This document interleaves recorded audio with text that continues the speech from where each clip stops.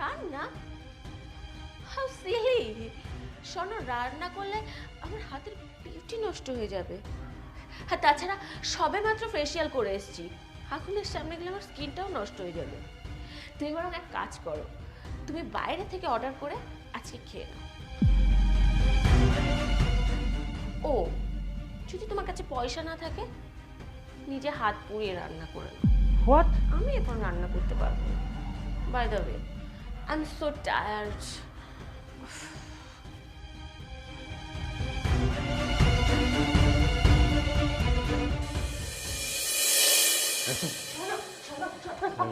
উড়ে যাবো তো আমি। যাও, এসো।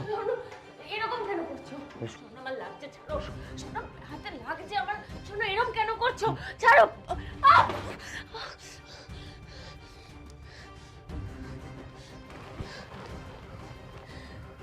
পার্টি থেকে কেন নিয়ে এলাম?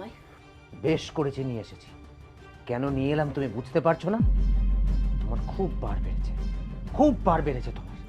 তুমি কি ভাবছো আমি কিচ্ছু খেয়াল করি না? রনিতের সাথে হেসে হেসে কথা বলা, ওর সাথে ওয়াইন শেয়ার করা, আমি কিচ্ছু খেয়াল করি না? আমি সব খেয়াল করেছি, আজও খেয়াল করেছি, আগেও খেয়াল করেছি। একটা কথা তোমাকে আমি পরিষ্কার বলে দিচ্ছি, এসব নষ্টামি আমি সহ্য করব না। বেশ করেছি। কি বেশ করেছো? খুব গরম না তোমার? খুব গরম। তোমার এই গরম কি করে কাটাতে হয় আমার খুব ভালো করে জানা আছে। দেখো আমি কি করি।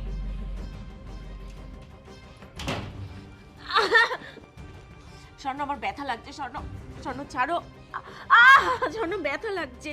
কেন এরকম করছো? স্বর্ণ, লাগছে আমার। স্বর্ণ, লাগছে আমার। ছাড়ো।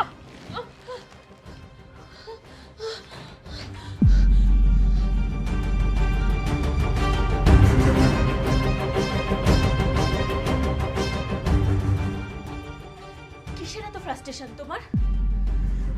তুমি জীবনে কিছু করতে পারোনি, সমাজে প্রতিষ্ঠিত হতে পারোনি, তার দায় কি আমার?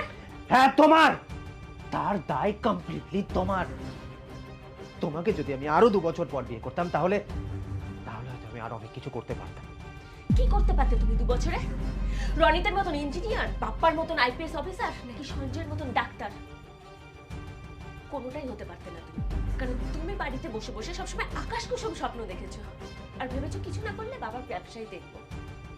তাহলে কিসের এত ফ্রাস্ট্রেশন তোমার? আমি বলছি, তোমার এত কিসের ফ্রাস্ট্রেশন? তোমার ফ্রাস্ট্রেশনের কারণ হচ্ছে কারণ তোমার নিজস্ব কোনো আইডেন্টিটি নেই। Will you stop?